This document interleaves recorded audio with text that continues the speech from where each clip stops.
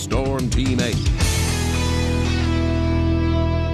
It is now 7:41 on your Sunday morning, and I'll tell you what, we are seeing some incredible numbers coming off the wire, and as we look at more of this computer model data and see the numbers continue to go up in terms of just how hot it's going to get this week. But let's not get too ahead of ourselves. We'll start with Storm Track Live Radar. Dry conditions right now across southwest lower Michigan.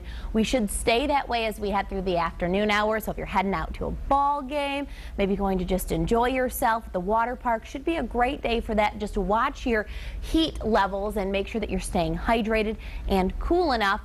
In terms of our thunderstorm chances this week, they're not all that great, but the best chance is going to come late tonight and into the day tomorrow. Notice the slight risk area. This is for around or after midnight tonight. Before that, I think we should stay dry here. But look at the day tomorrow. The entire part of southwest lower Michigan is included in the slight risk area for severe weather.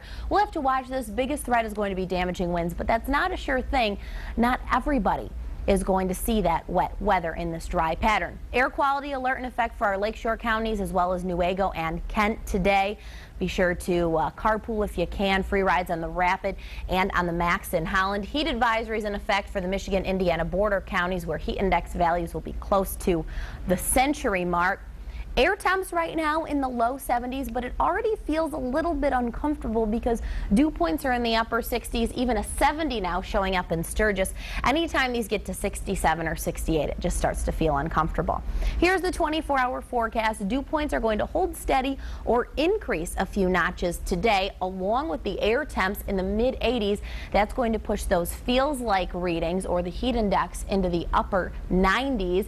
If you want a break, head to the beach. That's because the wind is going to develop out of the southwest 5 to 15 miles an hour, just enough to keep lakeshore areas a little bit cooler. By midnight, we could see a shower or storm in northwestern sections, but look at those temps still holding near 80 degrees, and the sun will have been down for a solid 3 hours. 6 a.m. tomorrow, our lows are only going to be in the mid to upper 70s, so a very sticky, warm, oppressive night. Hopefully you have air conditioning or access to a cool place to go for the next several nights. And at noon tomorrow, no rest for the weary, already into the mid-80s. If you're heading to Lake Michigan, low risk for rip currents, but as always, do swim with caution. That water is going to feel icy cold, even though it's bumped back up into the 70s, simply because the air is so warm.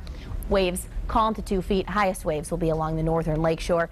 The 8-day forecast, best chance for any rain comes late tonight into tomorrow, but still not a sure thing for everyone. An isolated shower or storm cannot be ruled out for the middle of the week, but all in all, a steamy, scorching week with air temps in the 90s and heat index values above 100 by the end of next week. And you mentioned that icy cold lake water, probably not a bad contrast to the steamy air and hot air conditions. Yeah, I don't think so. And now that the water has warmed up just a little bit, should be okay. If you have to jump in, then you can jump back out and regulate. And speaking of water,